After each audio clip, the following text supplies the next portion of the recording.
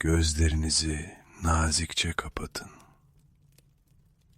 Bedeninizin üzerine uzandığınız yere iyice yerleşmesine izin verin. Şu an sadece bu anın içindesiniz.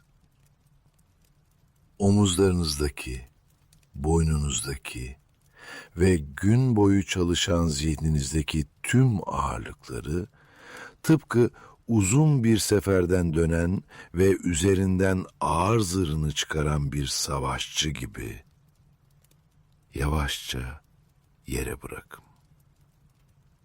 Nefes alın. Serin ve temiz bir nefes. Ve nefesinizi verirken bedeninizin biraz daha yatağa gömüldüğünü hissedin. Şu an, bugünden, şehrin o bitmek bilmeyen gürültüsünden, beton duvarlardan ve zamanın o hızlı akışından çok uzaktasınız. Mekanımız Söğüt. Zamanımız Osmanlı'nın henüz bir devlet bile olmadığı, sadece küçük, kendi halinde bir oba olduğu o sessiz ve kadim yıllar. 1280'li yılların sonlarındayız. Gecenin en derin, en karanlık ve en huzurlu saati. Anadolu'nun sessiz gecelerinden birinde. Rüzgarın, bozkırın o uzun sararmış otlarını yavaşça salladığı bir vakitteyiz. Rüzgarın çıkardığı o hafif uğultuyu dinleyin. Hava serin. Burnunuza toprağın geceyle buluşmasından doğan o nemli ve taze koku geliyor. Çam ormanlarının ferahlığı obanın huzuruna karışıyor. Henüz ne büyük bir imparatorluk vardı, ne de adını dünyaya duyurmuş ihtişamlı bir devlet. Sadece küçük bir oba, rüzgarda hafifçe sallanan birkaç keçe çadır ve geleceği henüz bilinmeyen sırlarla dolu bir hikaye vardı. Bu hikaye Osman Gazi'nin hikayesidir. 13. yüzyılın sonlarına doğru Anadolu toprakları uzun süredir huzur görmemişti. Büyük Selçuklu Devleti bir zamanların o ulu çınarı artık yaprak döküyor, zayıflıyordu. Moğol baskısı soğuk bir kış ayazı gibi her yeri sarmıştı. Şehirler yorgundu. Eski ihtişamını kaybetmiş kervansarayların taşlarına yılların yorgunluğu sinmişti. Yollar sessizdi. Eskiden tüccarların, kervanların geçtiği o yollar şimdi rüzgarın ıslığına kalmıştı. İnsanlarsa yeni bir düzen, gölgelik edecek yeni bir çınar, yeni bir umut arıyordu. İşte tam böyle bir zamanda, böyle bir alacakaranlıkta, Söğüt ve Domaniş dağları arasında kendi yağında kavrulan küçük bir Türkmen obası yaşıyordu. Bu obanın başında Ertuğrul Bey vardı. Ertuğrul Bey, yaşlı bir bilgenin gözlerine, bir dağın sarsılmaz duruşuna sahipti. Sakinliğiyle, adaletiyle ve o kararlı duruşuyla tanınırdı. Obası küçük olsa da yüreği büyük, sözü dinlenen bir beydi. Onun çadırının etrafında her zaman güven veren bir duman tüter, ateş hiç sönmezdi. Oğlu Osmansa henüz genç yaşlarından itibaren diğerlerinden farklı bir sessizlik taşırdı içinde. Çok konuşmazdı. Gereksiz sözden sakınır, dudaklarını mühürlerdi. ama dinlerdi.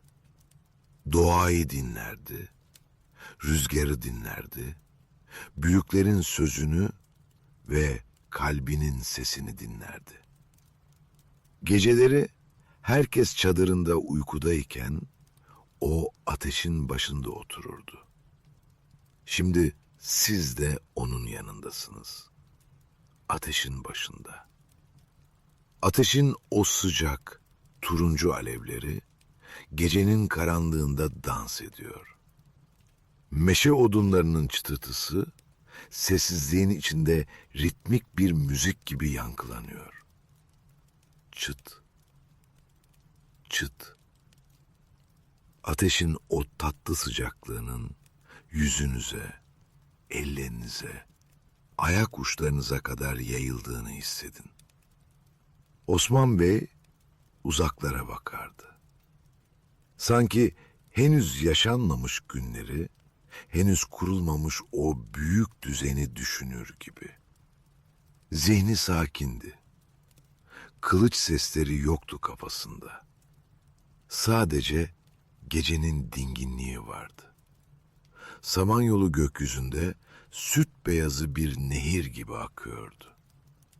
Yıldızlar o kadar çok ve o kadar yakındı ki.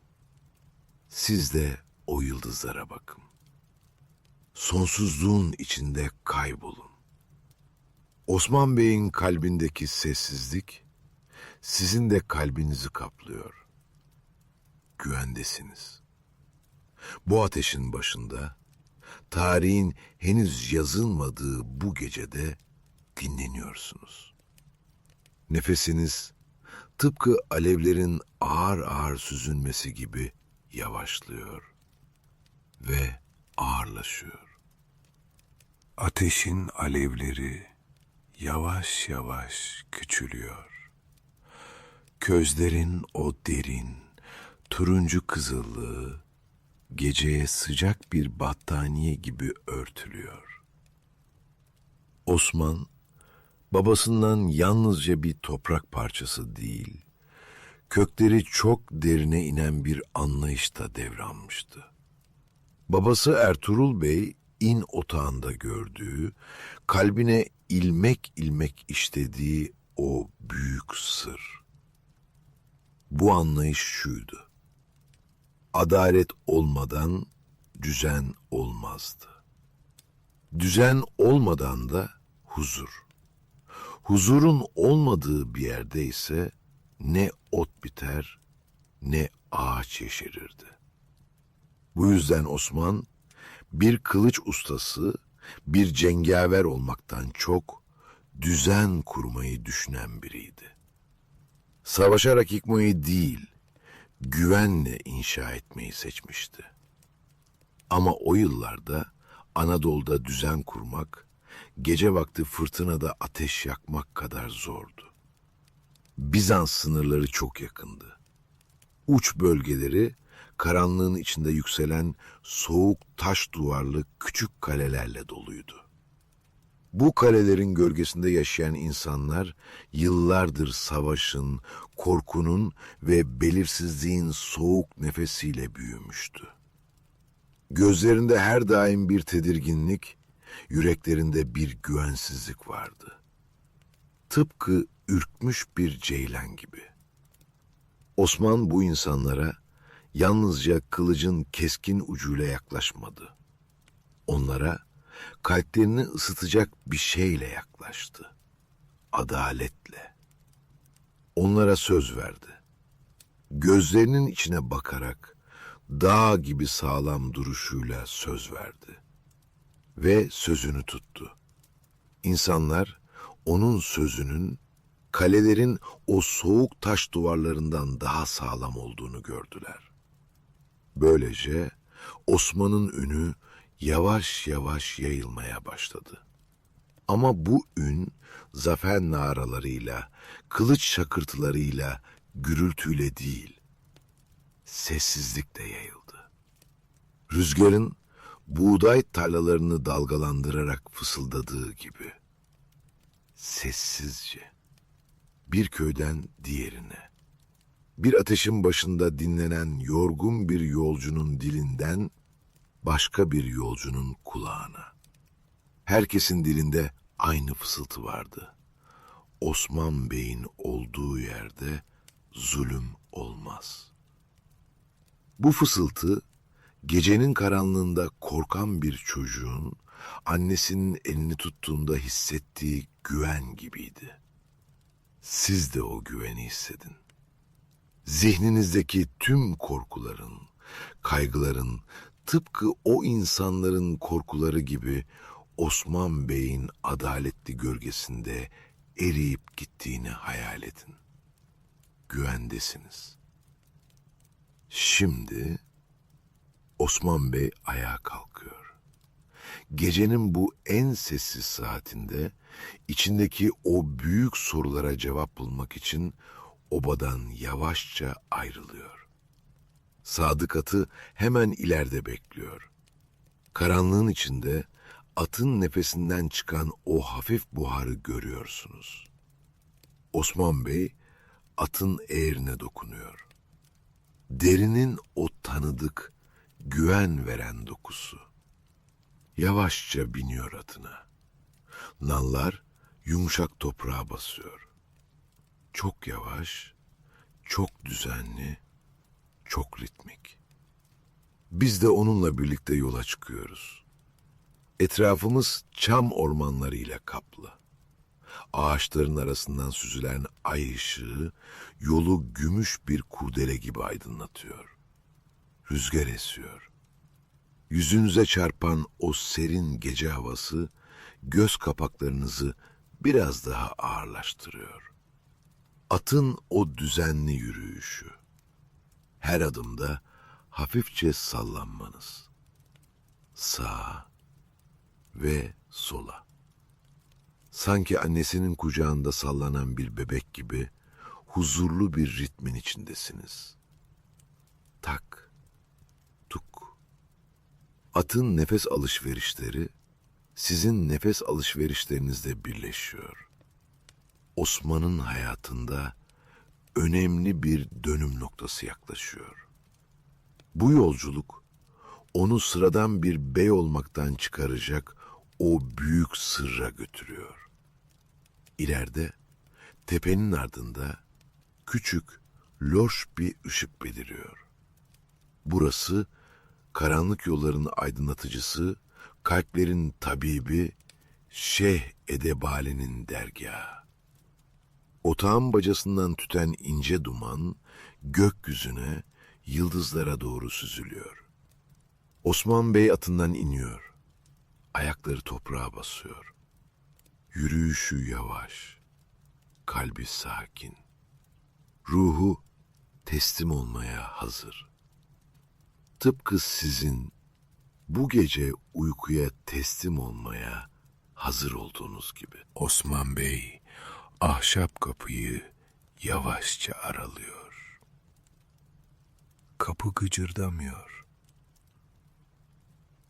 Sanki dergahın sessizliğine saygı duyarcasına sessizce açılıyor.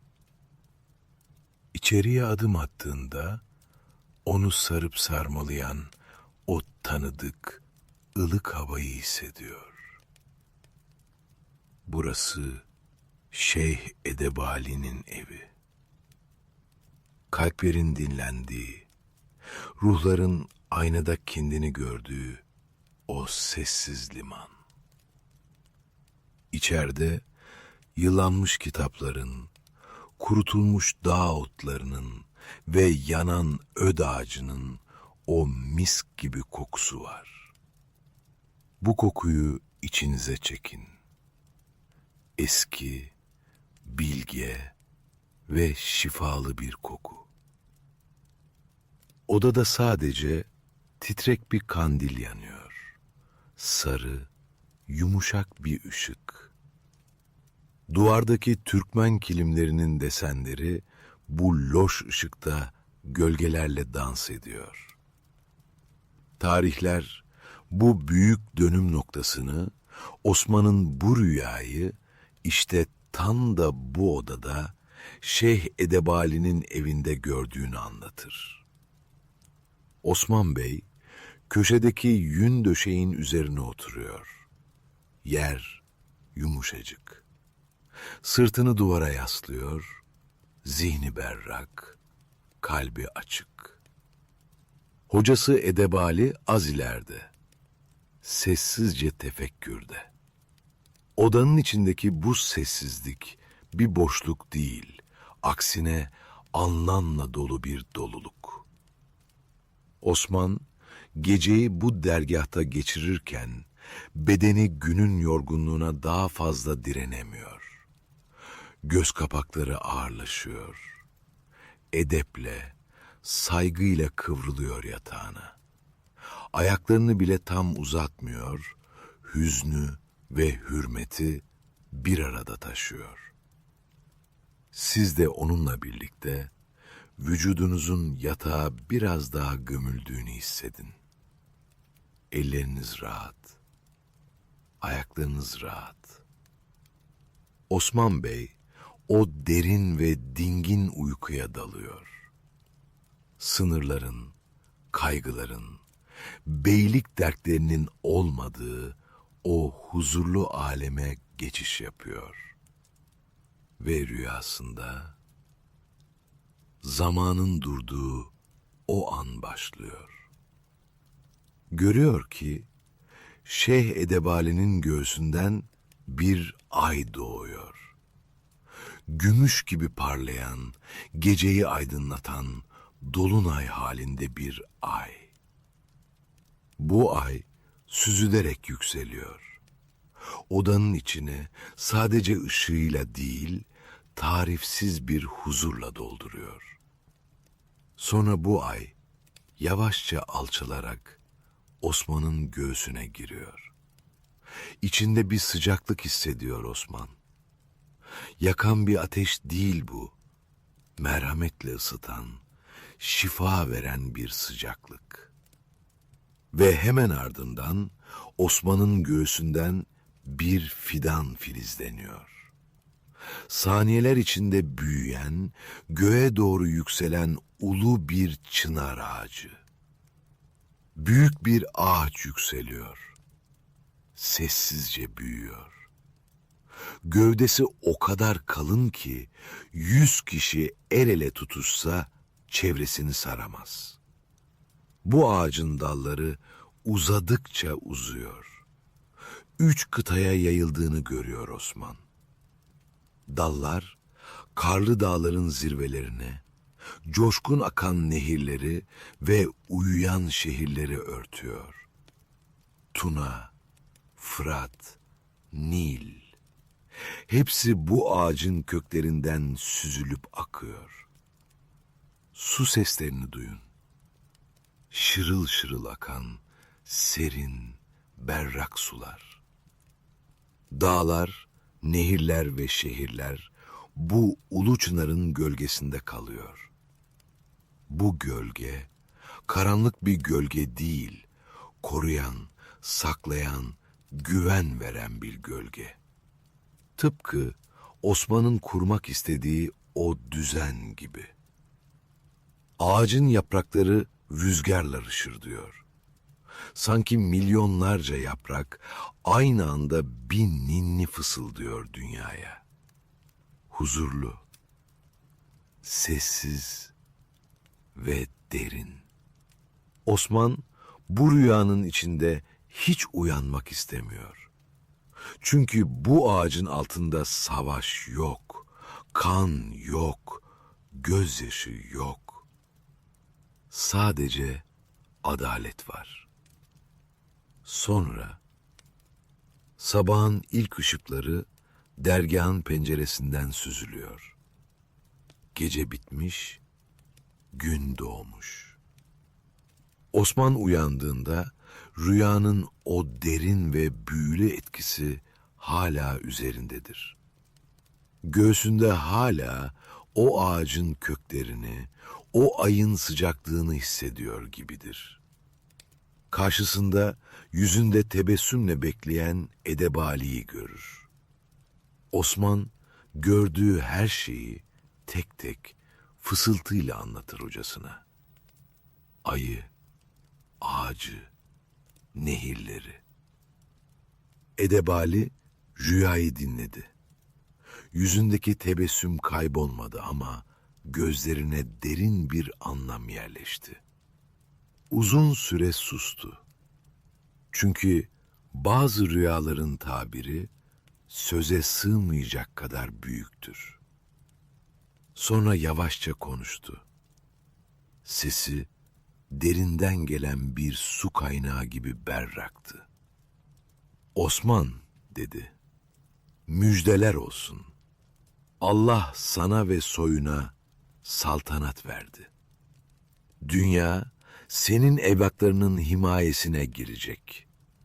Lakin bir an duraksadı Edebali. Bu rüya sana büyük bir sorumluluk yüklüyor oğul. Bu rüya bir imparatorluğun müjdesi olarak anlatılır.